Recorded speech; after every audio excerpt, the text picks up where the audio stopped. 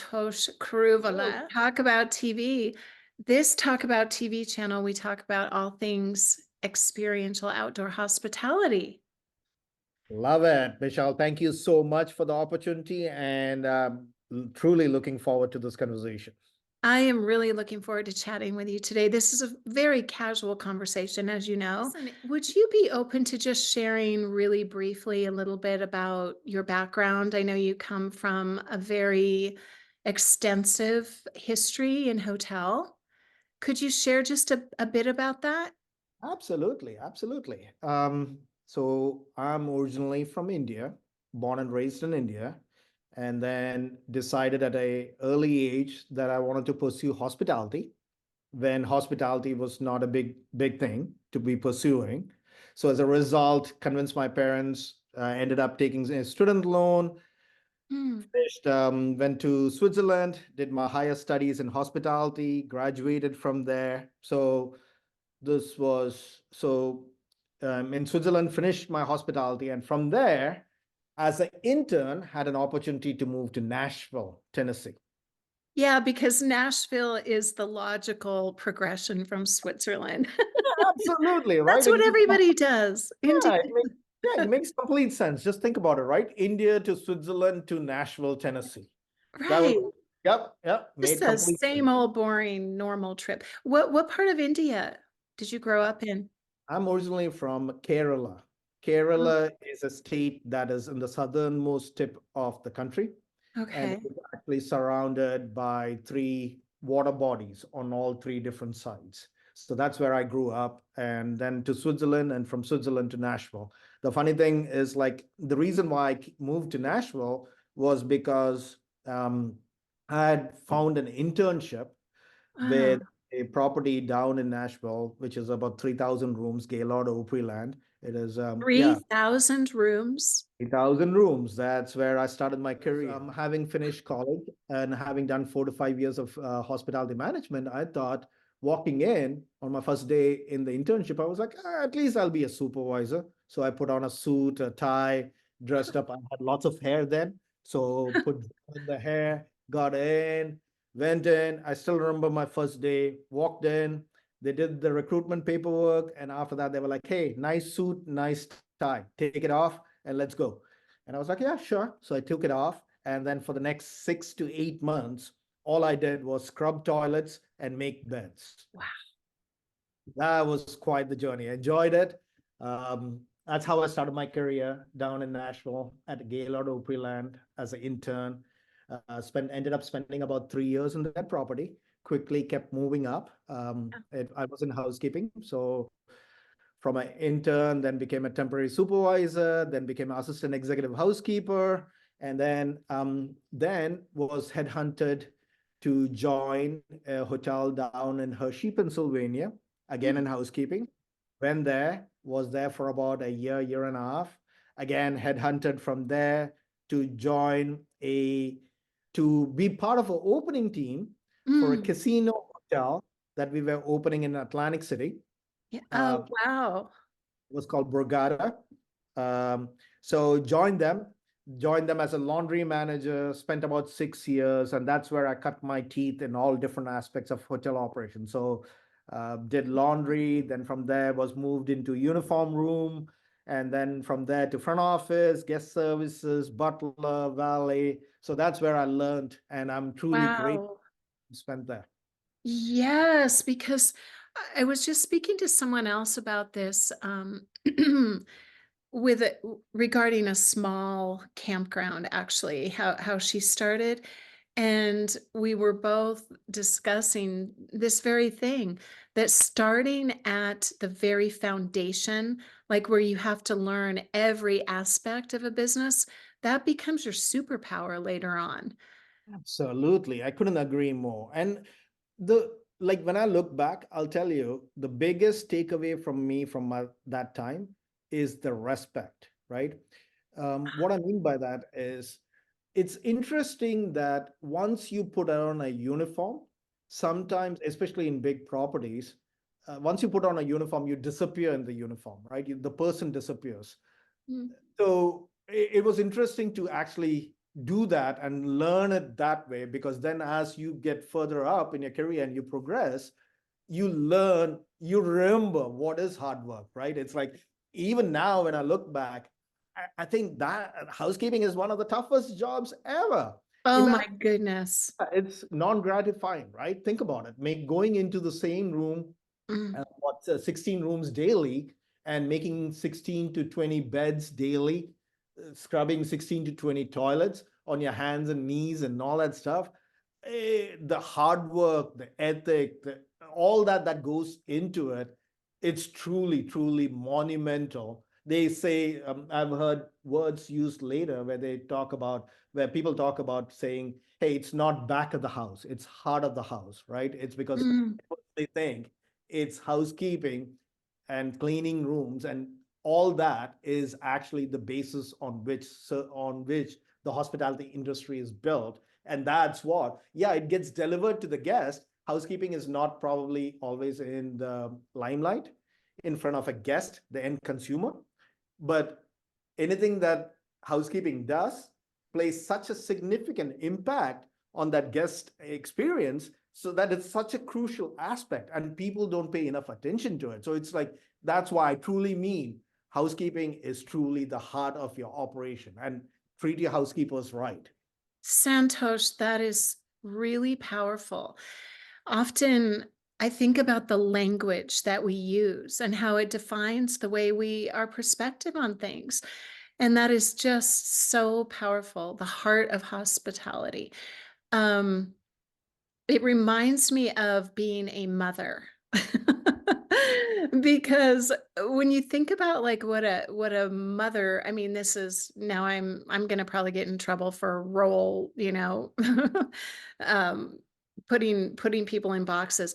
But really think about what it takes to keep your family going and all the things you do and all the things the kids don't know you do, and you do it decade after decade after decade. And that is the heart. And then the hearth becomes all of the guest experience and all the pretty things that you do, right? The memorable moments. But at the core of that, if that place isn't clean and everybody's not fed, you're Yep. kind of you're kind of going nowhere. Yeah. Absolutely. It's all mayhem from that point on. So Yeah. definitely. What an important point. It's a shame that I can't remember the name of this hotel. Hopefully I'll remember it. But I was in Orlando in I think it was October, and I stayed at a pretty large hotel. They had 1,001 rooms, which was kind of interesting. One was for the owner when he came in. And I was so impressed by the housekeeping.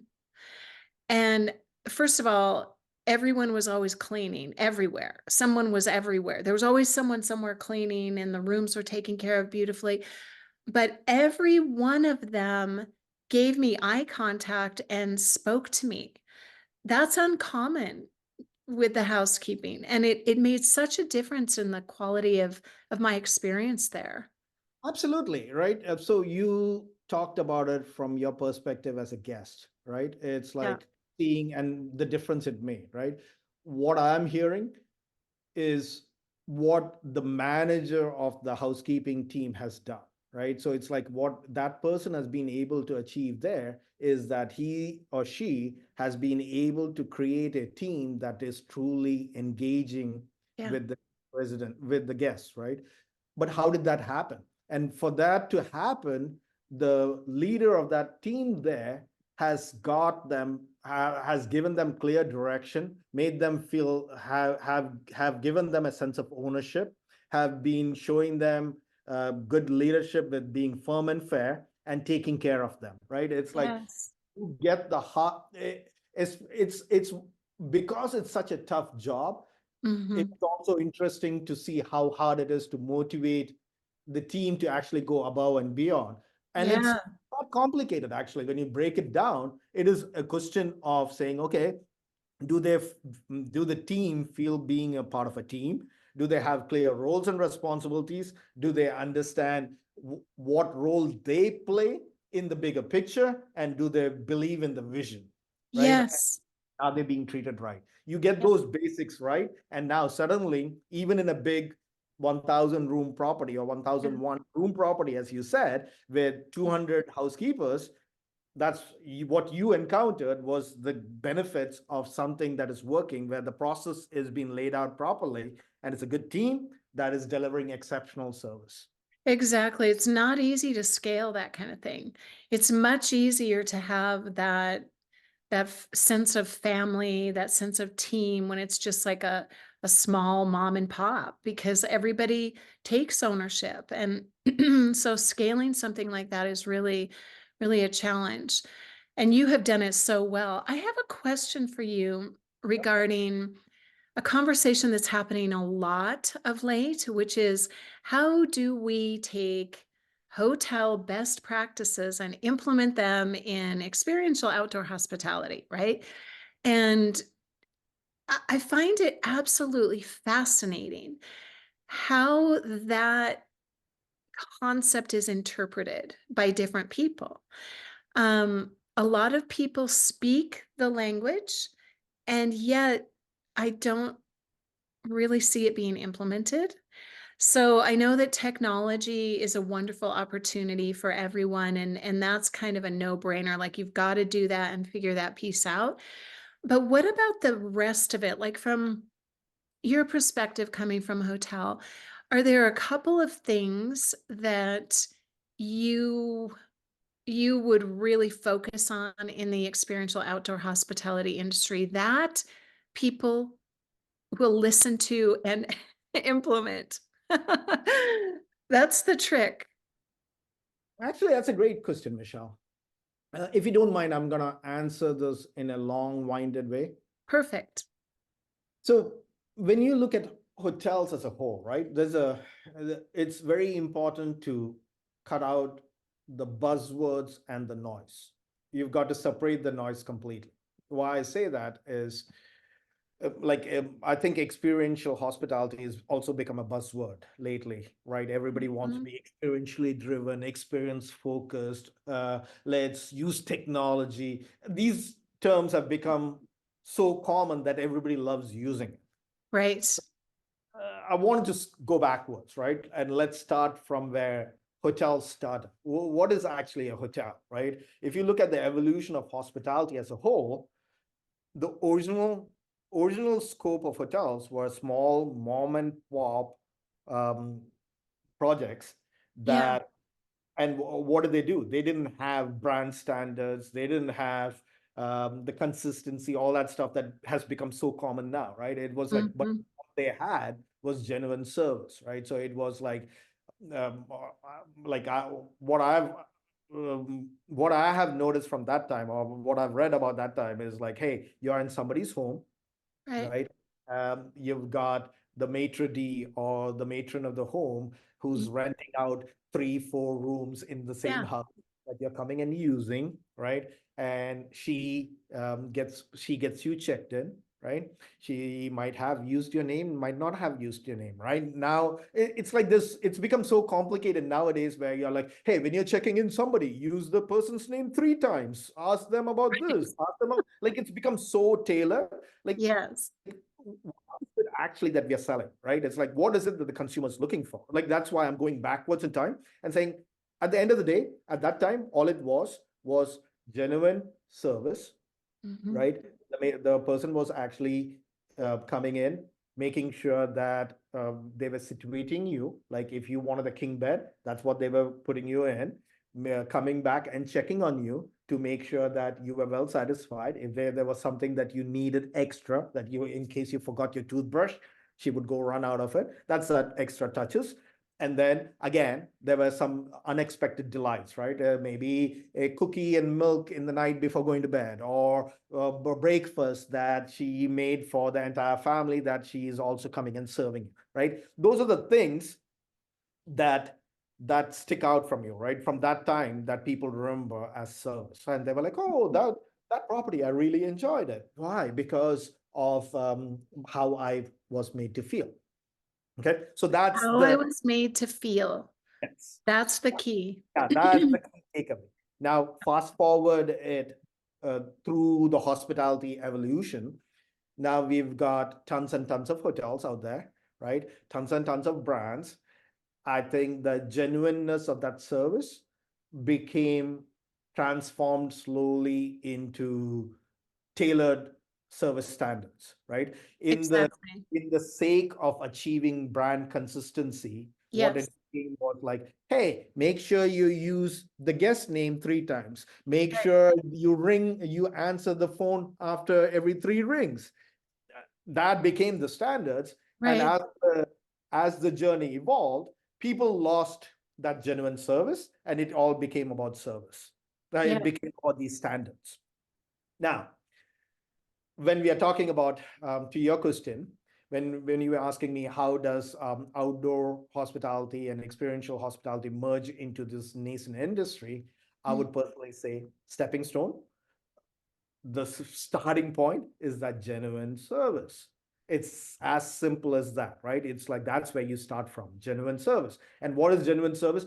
I'm not telling you go create the brand standards of, hey, use somebody's name 3 times, and you've got to turn down the bed exactly this. It's Mm. that genuine, authentic service where you're connecting with the consumer that is right next to you or opposite you, truly genuinely want to understand their needs, truly genuinely want to go above and beyond to create those memories.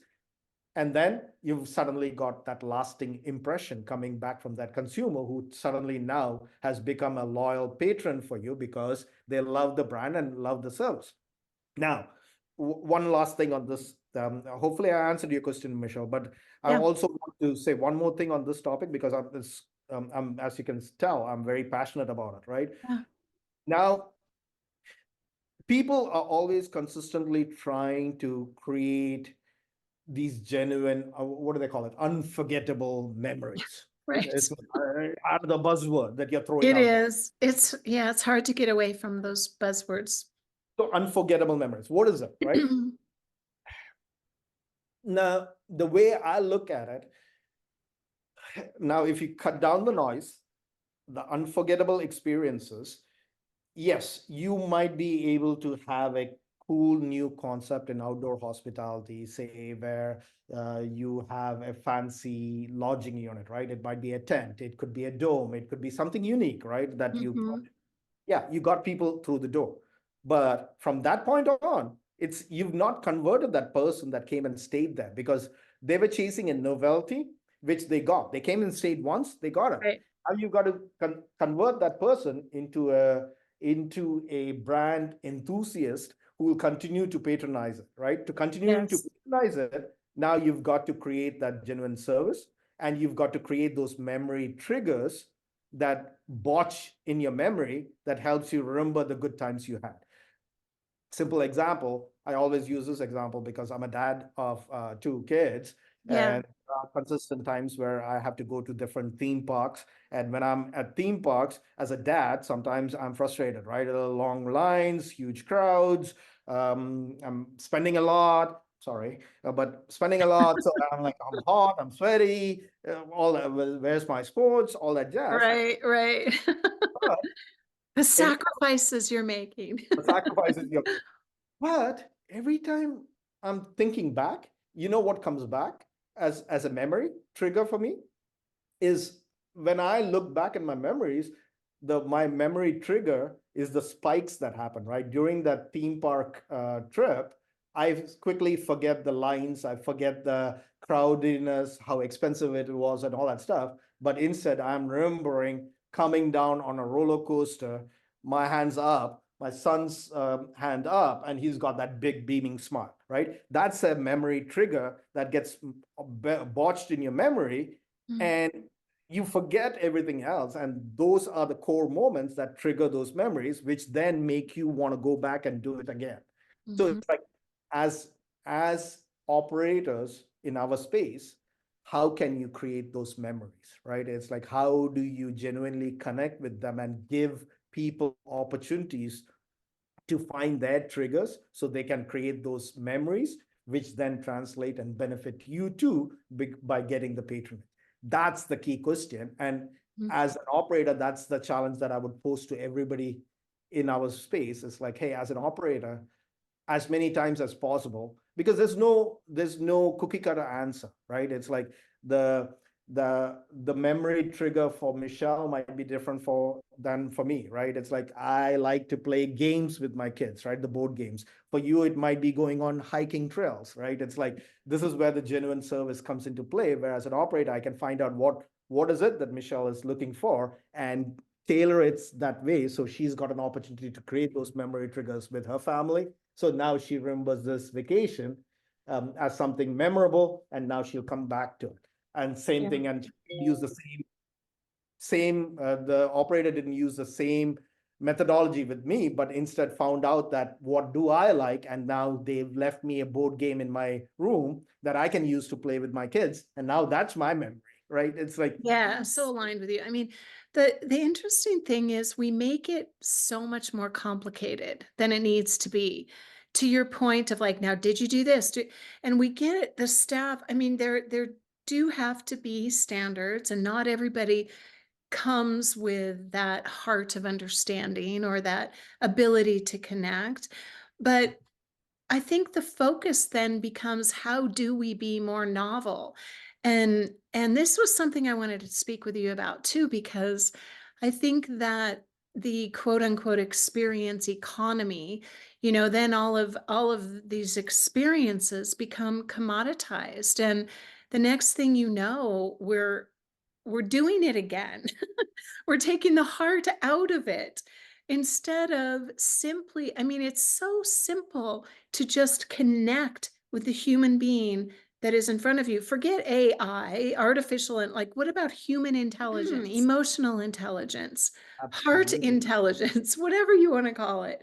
Absolutely. It's powerful and simple. Absolutely. I couldn't agree with you more. I think emotional quotient or emotional intelligence is a tool that as a owner, as an operator, that you need to have, and you need to make sure when you're hiring your team, and because your team's going to be also in front of guests, to make sure that is a skill set that you're always looking for. Yeah. You can teach somebody the technical skills, but Yeah. the first thing that you do is find people like I think there was a beautiful example from 5 years ago. I was talking to somebody in a different industry, and they were asking me, "Hey, how is it that every time I walk into this hotel, everybody's smiling?" Kind of thing. So that was a true, genuine question they were asking. Yeah.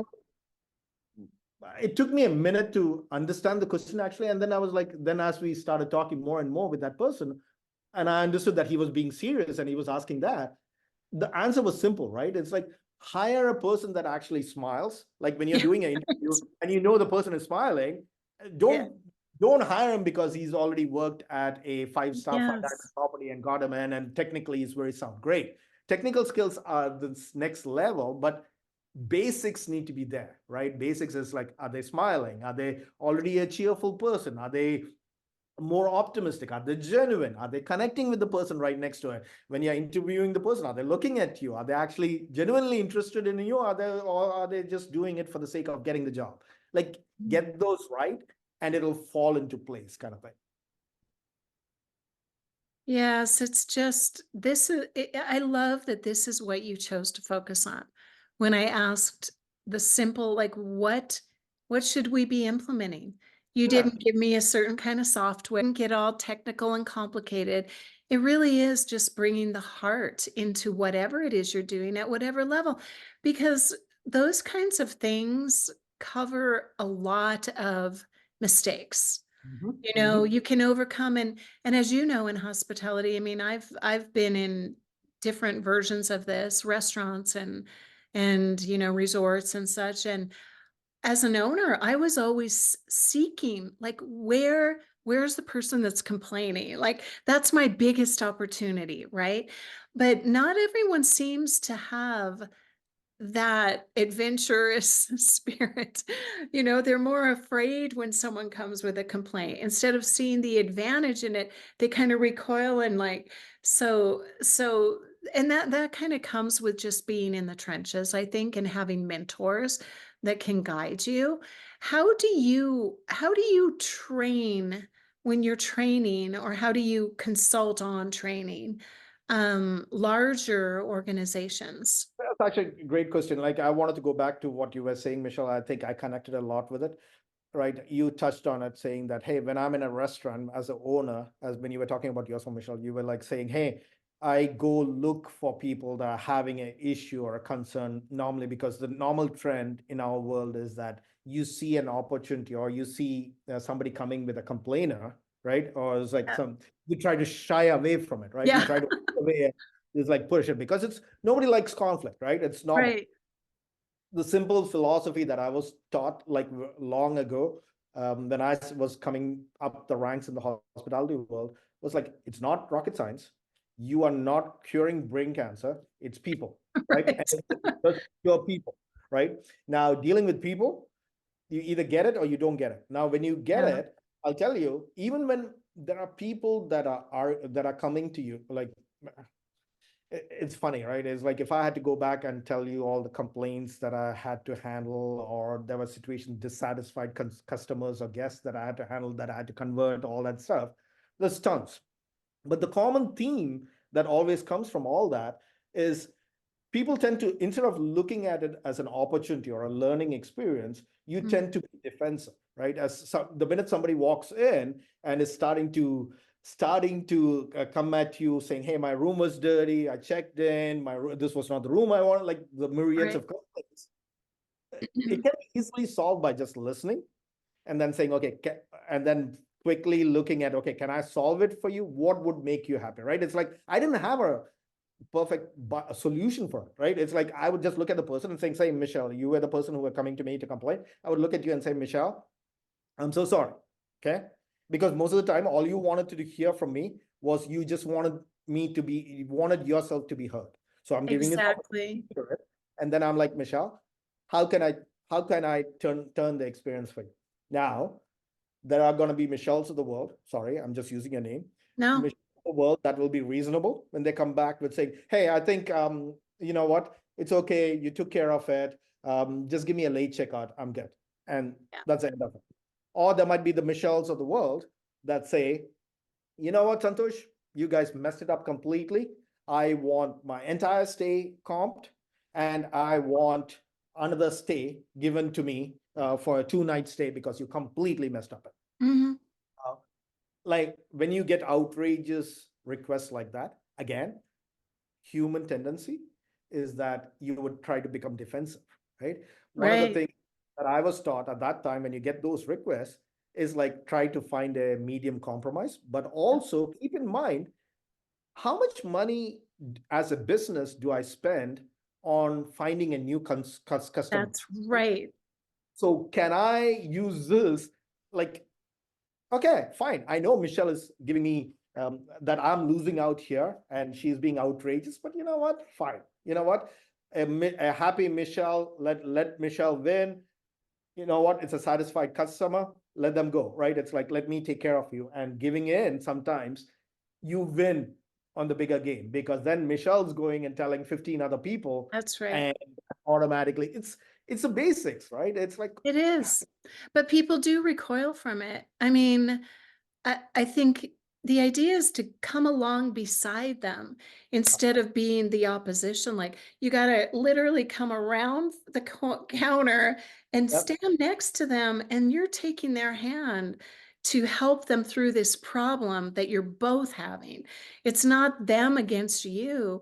And I think some people, like you said, they just get that, and other people need to be shown, because no manual is going to really communicate that in an effective way. And there are so many times that I would win 10 times because they would ask something completely unreasonable, and I'd say, great, not only am I going to do that, but I'm going to do this. And then they would feel bad. They would feel bad. It's like they kind of realize they're being an idiot. They're being like a spoiled brat having a tantrum. And then it's that law of reciprocity. They yep, want to give back. And then they'll be like, oh, well, I'm gonna buy 10 more tickets and come with all of my family. And then you've won someone for life. Like yep. they will, and now they'll sing it from Instagram. instead Yep. of the rooftops, Exactly. right? You're praising. Power of word of mouth advertising is so underrated. It's like Michelle telling 10 of our friends to come check out my property is worth $1,000, $2,000 that I would spend on a digital marketing channel promoting my Yeah, property. It's like right, right. $2,000 that I spent on Michelle saying, hey, that's the same thing as that, right? It's like, again, I'll keep going back to it. Hospitality is simple, right? It is, Mhm. that's my biggest takeaway. It's not rocket science. It's all about service, genuine service, right? It's like here the takeaway is like kill, like one of my mentors always told me, kill people with kindness, right? It's like you Yes, have a yes. tough guest, put on a smile and kill them with kindness, right? And two, this is a big takeaway. He used to also say, um, when a guest walks through your door and having an interaction with you, always think of it like it's your mom. Yeah, You're dealing with your mom, right? So it's like you should be proud, like how affectionate is a mom with a kid that is coming back after a couple of years, right? It's like, so it's like you are like, hey, can I get you some milk? Can I get like that if you start automatically practicing it, that becomes your second nature exactly. where you genuinely Yes. care about the other person. And that becomes your culture. It's funny you say kill them with kindness. I haven't heard that for a long time. We had bumper stickers like that made when I had like a dinner theater at this resort, and we had so much pushback from everyone because of the building and all this stuff we were doing. And it was like a Disney movie, I tell you, because our staff was we just played with it. It's like, we're gonna kill them with kindness, and everyone was so happy and on a mission, and when you can have your staff everyone's looking for a purpose, right? Yeah. A lot of people don't have their own sense of why they matter, and then you give them this reason to matter, they're addicted to hospitality because Absolutely, absolutely. I think again, Michelle, it's like right when we look back, what like we spent what 40 minutes. The big takeaway was like gracious, genuine service, right? So that was yeah, one. Now the second element that I would say, which you touched on just now, is where when you start doing it, your team starts following it, right? It's yeah, like if you're hiring people with automatic, genuine service in the heart, that team culture is all automatically set. Now they are the teams watching you how you handle tough situations and they're mm, learning from it. Now that becomes they start following it, they start practicing it, and that becomes your team culture. And that's the next element, right? Having genuine service, having a quality team with you that also believes in the same mission. And when you're building that team, you hire right, you yeah, train right, and get out of the way, right? It's like yeah. it's not your job to micromanage your team to death, right? It's I like like that so much. give them a purpose, tell them why they're doing what they're doing, give them goals, and walk away. And just check in once in a while. And when you're checking in, you're just making sure they're making progress towards your goal. And two, or if they're having roadblocks, you're helping elevate or reduce those roadblocks so they've got a clearer path to that goal. That's all. That's your role Yeah. as a leader, as a mentor. And get out and let them run. And suddenly the team morale changes, the culture changes, and now you've got an engaging team that is looking at your guests and smiling and connecting and genuinely service, and they feel empowered to do stuff to take care of the guests. It's all people, right? It's like if you get them to get the team to buy in into your Kool-Aid, then the whole thing, then your job becomes easier. Exactly. It's all the people, and then you've got an engaged team. I just love everything that you are saying, Santosh. So one last question. I could just hang out with you all day. You're so delightful, and I really value everything that you're saying because people don't talk about it enough. They blow it off as it's just all the soft stuff, and yet that's what this this industry is made of. I don't care if it's hospitality indoors, outdoors, or, in the air or under the sea or whatever. It's like, doesn't matter where. So, regarding this idea of outdoor hospitality, versus hotel. Do you see distinct differences? And like what are we doing wrong in the outdoor hospitality industry? What would you correct based I on don't what you know about hotels? I don't think outdoor we are doing anything wrong as yet. Outdoor hospitality, I personally think, is in the nascent stages of evolution. Hospitality as a whole has been evolving for a long time, right? So it's like, as I was saying before, you had mom and pops. From mom and pops, it became brands. From brands, it became a trend towards boutique hotels, and right. So Mhm. it's had time to evolve. Outdoor hospitality is just finding its way. I think as we are finding its way, people tend to chase the next shiny thing, right? It's Yeah, like, hey, I want to put, I want to create unique lodging, right? So you had tents, you had domes, you had cabins, you had trailers, right? It's container homes. All these things are all these new shiny things that people are building to build your concept. There's nothing wrong with that because that's your core mantra of your experience. But right. don't get blinded by it because that's not all it is, because that will get your consumer to come in to you for the first time. One They time, time right? because and the next time it happens they'll be like, okay, been there, done that. Like, Exactly. how do you convert that person from a first time user to a continuous user? You can't do that conversion unless you are engaging with them, connecting with them, and providing genuine service and creating those triggers that are making your memories, right? So that you remember it fondly and you want to keep chasing that rush so that you come back to hang out with your family because that was a memory that you made, kind of thing. Yeah. Now, I think one other thing that I would say, um, people also forget the basics, right? Outdoor hospitality is still a hospitality process, right? So it is all about people. It is not rocket science. You can leverage technology. Like, there's a fine balance line that you could do. You need to hire right. You need to look at your process, like map out your guest journey, right? What are the touch points at the journey, right? Like when a person is making a booking, what are the touch points where I'm connecting with the person, and how is the consumer feeling at each of those touch points, right? Like, map out that journey and saying, okay, how am I differentiating myself from the consumer at that touch point, at this touch point, and then build that out. Yeah. Now, all these sounds a little complicated, but it's not, right?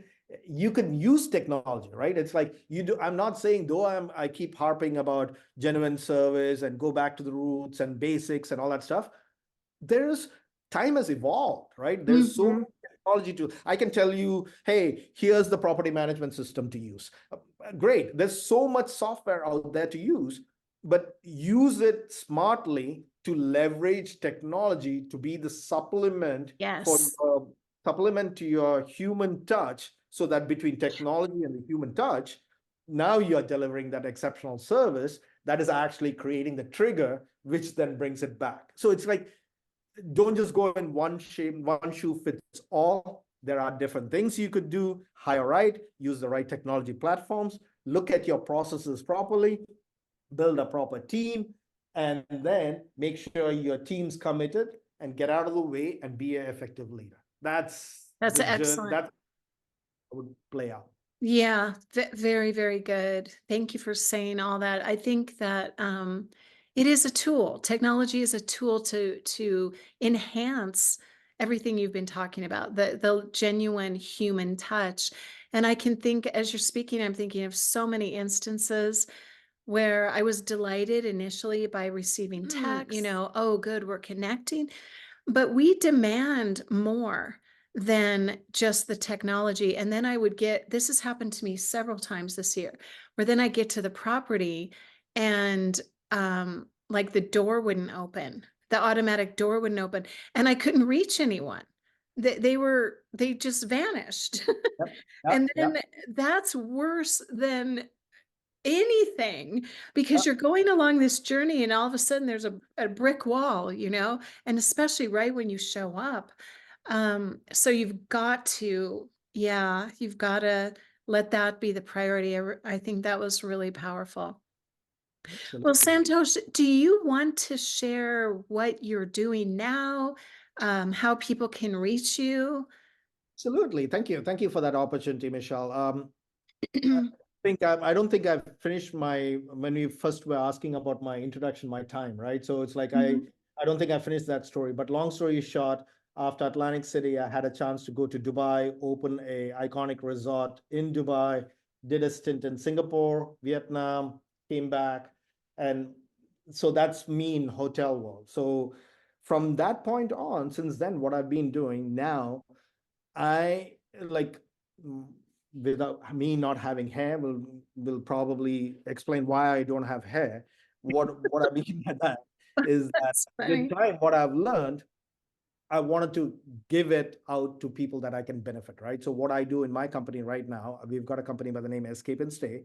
What I do is like I provide resources for different landowners, developers that are looking to create business cases for any concepts they have. Like I've worked with different consumers or different owners that had an idea, right? So one person wanted to do something in a tent, right? So we were like, okay, I I look at him and be a partner with him to look at opportunities, to look at the business case, look at the feasibility study, put a business plan together, put the financials together so that then he's equipped to go raise capital kind of thing. I've Right. got also in my company, I also have a consulting arm where different operators as well as different organizations come to me for me to look into their operations to understand how to elevate their guest experience, where I go in, look at their processes, look at the journey, look at what the consumer feedback is, and then tailor the processes as well as the team to elevate that experience levels. And then the third element that we do in the same arm is also for existing operations. We go in to see, okay, at the end of the day, it's a business, right? There are times Mhm. not making enough money, right? It's like, so somebody comes to me and say, hey, I'm trying to increase my ADR, but how do I get there? So then I work with the owner to come up with areas to increase the opportunity on the top line, and then how to flow it down to the bottom line by streamlining operations so that it flows in better. So that's the core set of services that I provide. I'm more of a consultant or a partner that helps. The main thing that I tend to do is like, there are things that I've learned that I would like to pass on that helps Yeah. people can avoid the shortfall. That's the way I look at it. Now, Wonderful. yep, to reach me, it's simple. My phone number is 949-500-5365. I'm always available. Feel free to hit me. If it's late in the night, I might not respond immediately, but I will definitely respond. And my email address, my first name, which is Santosh, and then at escapeandstay.com. So feel Wonderful. free to hit me up. I'll put all that information in the description here for this video too. And anyone that's watching, is there anything more hospitable than that? Just pick up the phone and call me. That's what he's inviting you to do. So, how wonderful. I mean, the experience and background and all the value that you bring to this is quite astonishing and incredible. So, I hope that this video gets out to the right people. It usually does, right? The right people will find you and you understand Santosh's heart, which is just massive. Thank you so much for this time. It's been absolutely delightful speaking with you. I appreciate it. Absolutely. Michelle, truly, thank you again. Truly enjoyed the time. Didn't feel like anything official. It just felt like I was just chatting with you and we Yeah. were just talking through. So love it. Yeah, The good. opportunity. Anything I can do, please don't hesitate. Thank you. Thank you so much. Good. Thanks, Michelle.